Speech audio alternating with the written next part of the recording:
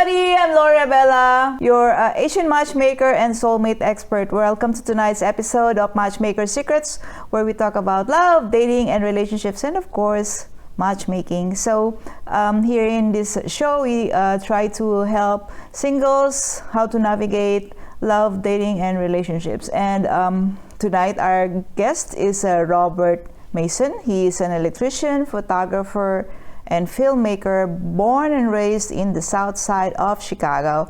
His relationship with God and experience in military has taught him the significance of unity, culture, travel, and relationships that develop when we embrace diversity. So hello, Robert. How are you? Hello, Lorii. I'm doing fine. How about yourself? Pretty good. So I know that you were in the military before, so I was just wondering, how is it in the military? Was there dating at all over there?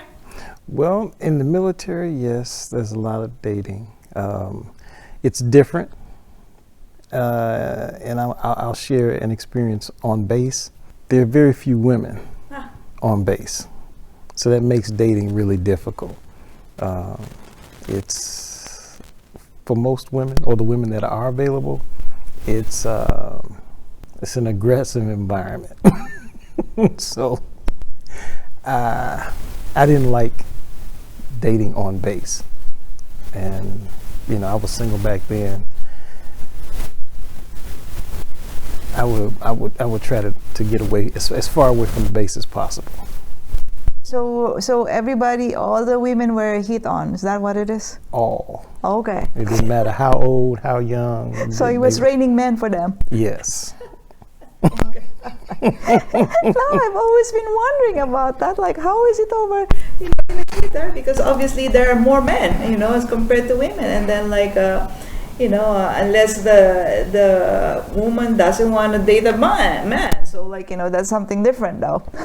And so can you tell me, you told me that you didn't want, to be dating in the camp, but so maybe you can tell me, how did you meet your wife? Well, I actually met my wife prior to going to the military, and we became friends. It's funny, a friend of a friend introduced us to one another. And that first meeting, or after that first meeting, the friend went and asked her what she thought about me. And she said, he's nice, but he's not my type. And then she came back and asked me what I thought about her. And I said the exact same thing. She's nice, but she's not my type. Really? So what changed your mind? The more conversations we had, the more we began to connect. And I started to see her in a different light. And I guess it just grew from there. Okay, all right. So because earlier when I was introducing you, it seems like you are in spirituality, like God. So was that also a factor in this relationship? Like, was she also in that spiritual connection with God? Who's religious? Was it your mom, your father? Well, I would say my grandfather and grandmother were probably the most religious in my family. My father and mother were religious, but they had other challenges in their relationship. So they made sure that we understood the path, but they dealt with it in different ways. No, because obviously you will not understand somebody else if the person has a different belief as compared to you. And so I'm just so happy that you actually met in that particular situation, that both of you were into a spirituality or God. So that's amazing. That's one thing we did have in common. But one of the things we found out once we actually committed to our relationship was that we came from two different denominations. Even though we were both Christian, the denominational doctrines were slightly different. Oh. And those two churches were basically pulling us back and forth. Oh, really? Yeah, it was a bit of a struggle because they were expecting our relationship to be, to go one way, but we were supposed to be trying to hear from God about what direction we need to go in. So there was a bit of a tug of war early in our relationship, and it was a challenge. You know, I had no idea that that was going to be one of our biggest issues. So was there a factor of being excommunicated? I don't know. How does it work? No, it wasn't about being excommunicated. It was more about identifying what's the most important thing. Is it the church, the building, the denomination, the congregation, or the Word of God? Okay, some people place more weight on other things. One of the things that I really learned and understood about who I needed to be as a believer, a worshiper of God, I had to focus on the Word itself and not the denomination or the church. And the emphasis that we placed on the Word of God and getting our direction from that is really what freed us to move forward. Those two things were holding us back. And when I say things, I mean traditions that weren't necessarily a part of the scriptures, but were somehow woven into our practice. Our relationship with God and our religious practice are two different things. And we had to separate that in order for us to move forward. We could have failed in our first year of marriage dealing with those issues or letting those issues be at the forefront. Yeah. So we had to make a stand, and we had to choose neither. Oh, really? Yeah, we ended up... So you don't go to church anymore? No, we do go to church, but we had to choose a church that taught the Word of God. Okay. That So taught you just the have to Bible, make a decision. not from a denominational perspective. Okay. It wasn't a Baptist church, a Methodist church, a Presbyterian church, a Catholic church, a Pentecostal church. We had to put those things aside and just focus on what does the Word of God say? What does the Bible say? Okay. And once we focused on that, we were able to move forward as a family. All right. That's great. Solution found. Okay. So can you tell us what secrets do you have to keep, a long-lasting relationship? Earlier you were saying that you've been married how many years? 35. Yeah. So Yeah. maybe you can tell us what is your secret to keep this going? Well, from the beginning, I knew that I needed someone that I could grow with.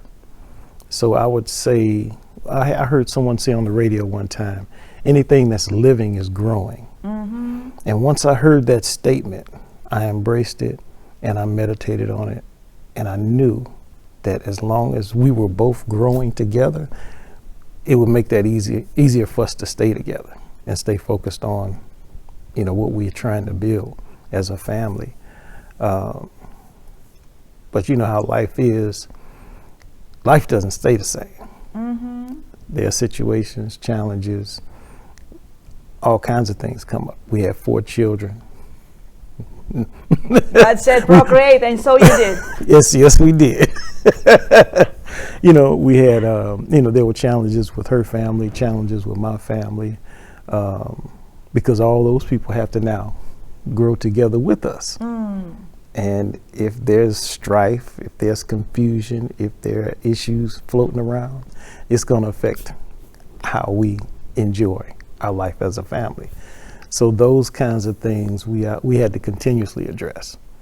But it was always from the perspective that this is how we grow together. This is how we move forward.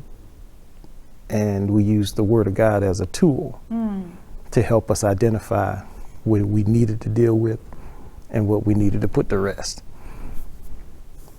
Yeah. And so your children also in the same faith as you too? Yes. Oh, wow. That's Yeah, great. 2 boys, 2 girls, all adults now. So now the focus again is back on just our relationship. Those 25 years or 28 years that we were raising children, the emphasis is more on them and making sure they have what they need, they have proper direction. They're not a problem for the rest of society. Okay. So Got it. I had a job to do. We had jobs to do. Yeah. So if you can give tips to those people who are still looking Like, I'm sure you have given some tips as well to your children, because like, obviously they're younger than you. So what would you give, to those people who are listening, still looking for a relationship? Well, I would say the most important thing is focusing on developing intimacy. Just from what I've seen, looking back and looking around, I hear and I see a lot of young people engaging in relationships, but everything is on the surface. There's no depth. I don't hear it in the language that they speak to one another. I don't hear it. You see text messages, posts. Everybody's on social media communicating, but there's no depth. And without depth of relationship, there's nothing there's no anchor. There's nothing to hold that together. Any hiccup is going to cause that to spiral out of direction. So I would say the focus on intimacy, challenge yourself, and it has nothing to do with sex. For some reason, we think that sex and intimacy are the same thing, and they're not. We need to focus on that. And for the young ladies, I always say, don't let anybody waste your time. Good advice. Don't let it, because, man, tomorrow's not promised. And relationships can be wonderful and beautiful, but it takes two people to do that. Okay? It takes two people walking in love and unity together. And I learned that at a young age. I committed myself to just developing friendships that I was committed to. Had nothing to do with the other person, but I wanted to practice being committed to the friends that were in my life. And what I learned was, because of that commitment, the depth and the intimacy grew from that, and had nothing to do with sex. Totally absent of sex. And that was something that I had to challenge my wife when she was still my girlfriend. In the beginning of our relationship, I noticed that, man, there are a lot of issues that we focus on just because we started engaging in sex early on. So we pulled back for a year and a half prior to getting married, so that we could iron out those issues and clearly focus on developing that intimacy. That is probably the most significant thing that's held us together. Yeah. Good luck to now, right? For people like that, because nobody was gonna do that. But well, that's your secret, because obviously it worked for you, and then you wouldn't have this long-term relationship what's happening to you now, unless you set your own boundaries and then start from okay, this is my philosophy and I'm gonna stick with it no matter what. Yeah, because Mark Zuckerberg's not gonna be there to help you with your problems, right? That's right. Oh my gosh. All right. So that was very insightful. I really appreciate it. And so I'm sure that a lot of people who have been watching will try to synchronize that with whatever their mental state is, because obviously it's very important. It's very important in whatever relationship you want to create. And everybody starts from scratch. So the more that you were saying, you were practicing as well with other people, your friends, so that you can learn what it is to be in a committed relationship, and how it is to be in a loving relationship where it's not just sex, that people are nowadays. It's different before, but of course, it doesn't mean that, if you can practice this kind of philosophy, you're outdated, because if you can keep your relationship a long time, that's the best, I guess, because there are too many divorces right now, and so we just want to have a successful relationship for everybody. But thank you so much again, Robert. And then for those people who are watching, if you have had more than 35 years, I want to have you over here because, like, the more, long your relationship, maybe you have much, much more greater secrets that you can share with us. And if you're single and still wondering how to navigate love, we would like to also have you over here.